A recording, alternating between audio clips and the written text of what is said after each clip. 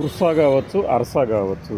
ఈ Ursa clusters అనే పేరిట వైజాగ్లో దాదాపు 60 ఎకరాలు ఆంధ్రప్రదేశ్ ప్రభుత్వం కేటాయించింది నామమాత్రపు ధరకి అని ప్రచారం జరుగుతుంది కదా. దీని మీద మన మిత్రులు అడిగారనమాట, ఒక డీటెయిల్డ్గా ఒక చిన్న వీడియో చేయండి అని. ఎస్, అది అబ్బూరు సతీష్, పెందుర్తి కౌశిక్, వీళ్ళు డైరెక్టర్లు ఉన్నారట. వాస్తవానికి ఇదే సమయంలో టీసీఎస్కి 99 పైసలకి ఇక్కడ కేటాయింపు జరిగింది. దానికి సంబంధించి జీవో కూడా ఇచ్చింది ఆంధ్రప్రదేశ్ ప్రభుత్వం. అయితే ఉర్సా క్లస్టర్స్కి సంబంధించి అట్లాంటి జీవో ఇవ్వాల. కానీ ప్రచారం ఏం సాగిందంటే 99 పైసలకే వీళ్ళకి కూడా ఇస్తున్నారు అని. అది వాస్తవం కాదు. ఇంకా ఉత్తర్వులు జారీ కాని పక్షంలో అలాంటి ఆరోపణలు చేయడం అనేది రాజకీయపరమైన ఆరోపణ అవుతుంది. కానీ అసలు మరి ఈ సంస్థ తాలూకు పెయిడప్ క్యాపిటల్ ఎంత అంటే, ఏ సంస్థ అయినా రిజిస్టర్ ఆఫ్ కంపెనీస్ దగ్గర రిజిస్టర్ అవుతుంది కాబట్టి అది చూసినప్పుడు 10 లక్షలు లేదంటే అంతా కలిపి ఒక 20 లక్షల లోపు ఉంటుంది. ఇలాంటి ఒక కంపెనీకి మరి వైజాగ్లో ఒక చోట 3 ఎకరాలు, ఏది ఐటీ కారిడార్లో, ఇంకొక ఐపీ కాపు ఉప్పాడ అనే ఒక ఏరియాలో 56 ఎకరాలు పైగా కేటాయింపులని AP state investments and promotion board SIPB అనేది ఏప్రిల్ 10వ తారీఖున ఆమోదం తెలిపేసింది. ఆమోదం తెలిపిన వాటిని మన క్యాబినెట్ అంటే కూటమి ప్రభుత్వం కూడా, మంత్రివర్గం కూడా ఆమోదం తెలిపింది. ఇప్పుడున్న నియమ నిబంధనలకు అనుగుణంగా వీళ్ళకి భూ కేటాయింపులు చేయాలని నిర్ణయించాము అనేది అన్నారు. అసలు ఇప్పుడున్న నియమ నిబంధనలు అంటే ఏమిటి? ఏ నియమాల ప్రకారం, నిబంధనల ప్రకారం కేటాయింపులు చేశారు? ఇది ప్రశ్న. రాజకీయపరమైనటువంటి ఆరోపణలు పక్కన పెడితే ఈ కంపెనీకి ఎలీజియం అనలిటిక్స్ అనే ఒక డేటా సెంటర్ ఉందట. అయితే వీళ్ళకి ఈ రంగంలో అంటే అబ్బూరు సతీష్ అని ఆయన చెప్పిన దాని ప్రకారం ఎవరికి చెప్పారు అంటే బీబీసీకి చెప్పారు. చూడండి మీరు కావాలంటే. ఆ బీబీసీకి చెప్పిన దాని ప్రకారం వీరికి చాలా ఏళ్ల నుంచి రంగంలో అనుభవం ఉంది. కానీ ఆంధ్రప్రదేశ్లో పర్టికులర్గా ఇంతవరకు వ్యాపారం చేయాల. హైదరాబాద్లో కొత్తగూడలో ఒక ఆఫీస్ ఉంది.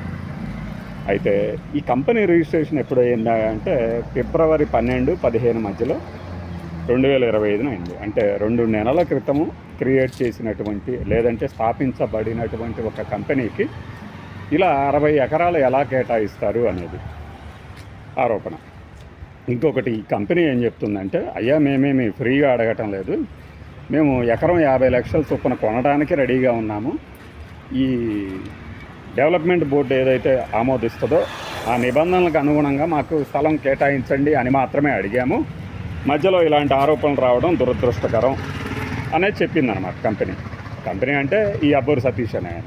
అసలు ఇదంతా ఎలా బయటకు వచ్చిందయ్యా అంటే, మన మాజీ ఎంపీ ఉన్నాడు కదా ఒక ఆయన, కేసినేని నాని, టీడీపీలో గెలిచి ఆ తర్వాత వైఎస్ఆర్సీపీకి జంప్ అయి వైఎస్ఆర్సీపీ తరఫున పోటీ చేసి ఓడిపోయిన ఆయన చెప్పాడు, ఈ సతీష్ మేము క్లాస్మేట్స్ని, మరి ఇంత తక్కువ రేటుకి ఇలా ఇవ్వడం ఏంటి, టీసీఎస్కి 99 పైసలకి ఇవ్వడం మీద మాకు అభ్యంతరం లేదు అంటే ఆయన చెప్పలేదు. అభ్యంతరం వ్యక్తం కాదు, ఎందుకంటే టీసీఎస్ అనేది గ్లోబల్లీ రినౌండ్ కంపెనీ కాబట్టి. అలాంటప్పుడు ఈ కంపెనీకి సంబంధించి ఎట్లాంటివైనా కూడా అంటే మన ఫేస్ చాలా బీభత్సంగా కనబడుతుంది ఇందులో, ఎందుకో మరి ఎఫెక్ట్ అనుకుంటా. టీసీఎస్కి ఇచ్చిన రేటుతోనే వీళ్ళకి ఇచ్చారు అనే ప్రచారం సాగుతోంది అనేది బయట జరుగుతుంది. కానీ ఆ రేటు వీళ్ళకి ఇవ్వలేదు అనేది ప్రభుత్వం నుంచి వివరణ రాలేదు, కానీ కంపెనీ నుంచి వచ్చింది. సో 99 పైసలకి వీళ్ళకి ఇవ్వటం అనేది ప్రస్తుతానికైతే అబద్ధంగా కనబడుతుంది. ఇంకొకటి ఏంటంటే, ఈ 5,278 కోట్ల పెట్టుబడి పెడతానంటుంది, 2,500 మందికి ఉద్యోగాలు ఇస్తానంటుంది అని ప్రభుత్వం క్యాబినెట్ తీర్మానంలో ఉంది, ఆమోదించినట్లు. కానీ ఎక్కడైతే ఈ ఉర్సా క్లస్టర్స్ ఉందో అమెరికా బేస్డ్ అని చెప్తుంది. ఆ అమెరికా నుంచి ఒక నోట్ వచ్చింది, మాకు ఇన్వెస్ట్మెంట్కి సంబంధించినటువంటి ఇబ్బందులే లేవు, రకరకాల మార్గాల్లో ఉన్నాయి, మాకు ఇన్వెస్ట్మెంట్ ఫండింగ్ అనేది ప్రాబ్లం కాదు, రకరకాల మార్గంలో మేము ఇన్వెస్టర్ల నుంచి 5,278 కోట్లు తీసుకురావడానికి రెడీ అని. అయితే నా ప్రశ్న ఏంటంటే, అటు బీబీసీ కానీ ఇటు వీళ్ళు కానీ ఎవరు లేనిది 5,278 కోట్లు ఇన్వెస్ట్మెంట్ తీసుకొచ్చి అది మొత్తం వైజాగ్లోనే ఎలా పెడతారు అని. అంటే మీకు సమీకరించబడినటువంటి మొత్తం పెట్టుబడి ఇక్కడే పెడుతున్నారా? మీకంటూ ఏమి లేదా? అది ఓకే. 2500 మందికి ఉద్యోగాలు వస్తాయంటే ఏ కంపెనీకి అయితే ఆహ్వానం పలకాల్సిందే. ఎవరు అడ్డుపెట్టినంత మాత్రాన దాగదు. కానీ ఈ మధ్యలో ఏంటంటే 99 పైసలు నామమాత్రపు ధర అనేది తెర మీదకి రావడంతో ఇది విపరీతంగా సర్క్యులేట్ అయింది. ప్రస్తుతానికి ఉన్న డేటా ఇది. ఇంకా దీనికి సంబంధించి ఇంకేదైనా రాబోయే రోజుల్లో ఇంకాస్త సమాచారం కనుక సేకరించగలిగితే మనం ముందు ఉంచుతాము. ప్రస్తుతానికి ఇది ఉర్సా క్లస్టర్స్. డబ్బెందుకు వద్దంటోంది అన్నా కూడా లేదు, వారికి నిజంగానే నామమాత్రపు ధరకి కేటాయించారా అన్నా కూడా వాస్తవాలు ఇవి. ప్రశ్నలు అయితే కొన్నిటికి సమాధానం మీకు లభించే ఉంటుంది. వీరికి నామమాత్రంగా ఇవ్వాల. రెండవది, అసలు 2 నెలల క్రితమే పెట్టిన సంస్థకి ఎలా కేటాయింపులు చేస్తారు?